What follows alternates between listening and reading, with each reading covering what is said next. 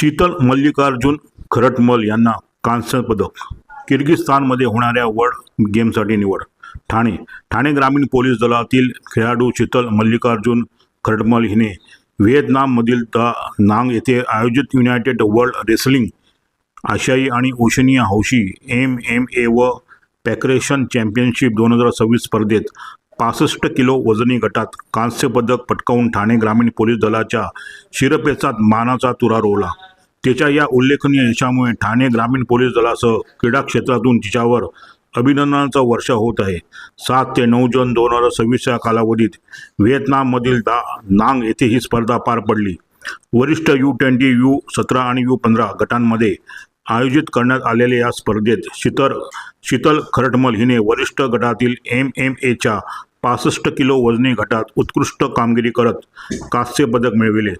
जगभरातील अव्वल खेळाडूंमध्ये आपली छाप पाडत तिने ही ऐतिहासिक कामगिरी नोंदवली.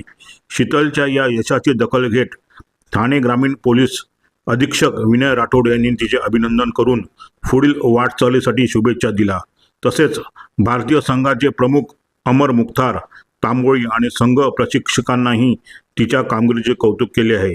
विशेष म्हणजे शीतल खरटमलची पुढील वर्षी किर्गिस्तान येथे होणाऱ्या वर्ल्ड गेमसाठी निवड झाली आहे.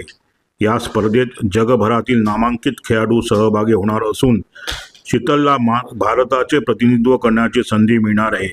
तिच्या या यशामुळे ठाणे ग्रामीण पोलीस दलासह संपूर्ण महाराष्ट्राचा गौरव वाढला आहे.